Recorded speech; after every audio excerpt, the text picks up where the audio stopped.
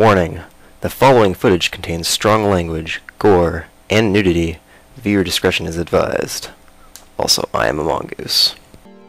Alright, good, we're back. Let's get this freak show underway. This is why he's been coming in for weekly checkups. Ryoko would like her patient to take them a little more seriously, though. How was last week's MRI? Sakisaka asked abruptly, as though trying to catch Ryoko off guard. MRI, magnetic resonance imaging, is a way for neurologists to examine the brain in detail without opening the patient's skull. Surprised by Sakisaka's uncommon technical knowledge, Ryoko recalls his profile. Oh, that's right. You're a medical student. The kind of cerebral dysfunction you're worried about should show up in the MRI, right? Were there any anomalies? No. There was nothing, not the slightest problem. For a procedure with such a low rate of success, the results have been miraculous. However, there is still something bothering Ryoko. Presuming on what might be a doctor's instinct, Ryoko believes that there is something wrong with this patient. She can't shake the feeling he's hiding something beneath his guarded exterior. Some terrible weight on his soul, fear, or perhaps suffering. If it's an inorganic problem, there's nothing she can do as long as he refuses to explain it. I'm fine, doctor. After all, I'm living outside of the hospital with no difficulty. What problem could there be? You know, Sakisaka-san, continued observation is required after these difficult surgeries. You have to trust us a little more. I suppose you're right. I do want to trust you, doctor. Can I come to you with any problem? Yes, of course, Ryoko answers, smiling to cover up her irritation as being asked exactly the same question as last week. Well then, let's pick up where we left off, doctor. Have you learned anything about Professor Yuge? Dots. Unable to answer, Ryoko hardens the mask of her smile. He asked the same question last appointment, inquiring after someone whom he, an outsider, had no business knowing. Professor Uge, what does he have to do with your treatment? You just told me to trust you, but now you're keeping secrets? Yeah, crawl on her ass.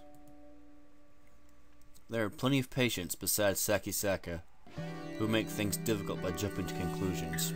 Ryoko understands that it's not a natural reaction when one's life is in question. In Sakisaka, however, she doesn't see the short-sighted impatience that the other patients exhibit. His calm demeanor makes it seem as though he's questioning a suspect in a crime rather than a doctor. He left this hospital some time ago. After all, I never had any contact with him personally. Do you know why he left? Yes, I believe it was personal, Ryoko answers smoothly, with no trace of her earlier hesitation. Having decided at the outset to lie, Ryoko had no trouble doing so with a straight face. But why are you so fixated on Professor Yuge, Sakisaka-san? Do you know him? Did you know that the professor has gone missing? No. Ryoko realizes that her answer was a little too fast. She should have acted more surprised. I've recently become close with one of the professor's relatives, who has asked me to find him. A relative? Ryoko considers this with a frown. I don't believe Professor Yuge has any relatives. Oh? Who told you that? It was a rumor, Ryoko replies, realizing that she had said earlier that she had no contact with him. You lying cunt. I see. So Professor Yuge was famous enough to have such rumors floating around? Well, he was apparently an unusual man. But no one knows why he left the university. Dots. Ryoko falls silent, knowing this isn't a topic she can brush away with just a smile. Saki Saka seems to have finally grasped her mood. However, as his strangely stiff tone softens a little. Doctor, I absolutely must find Professor Yuge. There's a child who's lost without him. Can't you help me? Isn't this something the police should handle? Although she says it like it's nothing, the suggestion is actually a risky gamble. If Yuge Masiko's disappearance becomes a police matter, the university will likely be investigated. In order to cover up the mess Yuge left behind, the entire facility will have to work to dispose of the evidence. And that includes Ryoko herself, of course. However, Saki Saka isn't like to ask the police to investigate. First of all, his excuse is clearly a lie. He already made absolutely sure that Yuge Masako had no relatives who might come looking for him, which is what allowed them to bury the truth of what happened. But still, how did Saki Saka, with no connection to the hospital other than as a patient, learn about Yuge? Saki Saka-san, I'm happy to tell you everything I know. However, there's been no word of Professor Uge since he resigned last April. All I can think of is that he must have gone on a long vacation or something. I see. Expecting resistance, Ryoko is surprised when Saki Saka backs down. Nevertheless, she's still worried about his condition. The mysterious link between him and Uge Masiko is only making her more uneasy. But as long as he doesn't open up to her, there's nothing she can do. After a brief pause, Ryoko writes, "Progress is good," on Saki Saka's chart for today. About next week's appointment, Saki Saka-san. How does 4 o'clock again sound? Before she can finish, Ryoko looks up to see Saki Saka is already heading out the door.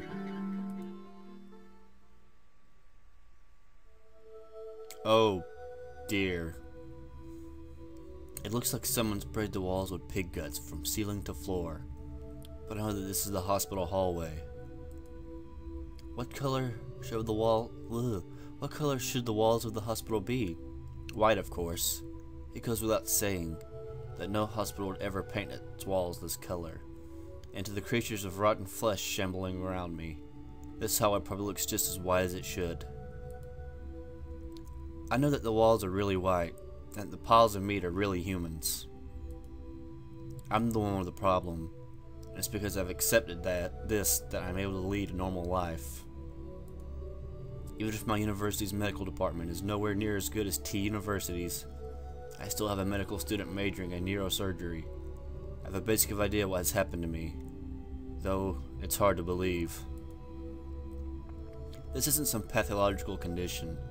It's probably some form of agnosia, or an unknown type of cognitive disorder. The flesh beast called Tenbo Ryoko said there were patients who had developed brain disorders after receiving the same treatment as me, so I guess I'm just another failure. So much for the elite T University medical school. Makes me want to laugh in the know-it-all doctor's face. That said, I don't blame the doctors who operated on me. After all, I do owe them my life. I know as well as anyone how low the chance of success was, and that there was no other way to save my life. Oh dear. What it all comes down to is my bad luck, nothing more. The point is that my condition isn't treatable like your everyday mental disease. I have no choice but to live the rest of my life with this disorder. Just like someone adapting to a hearing aid or a wheelchair, I must adapt to this nauseating scenery. Of course it's hard. It wasn't easy to resign myself to this fate. But now there's more than just despair. Even for me, there's a single glimmer of hope. Keeping my eyes on my feet, as to see a little of this horrifying world as possible, I hurry home.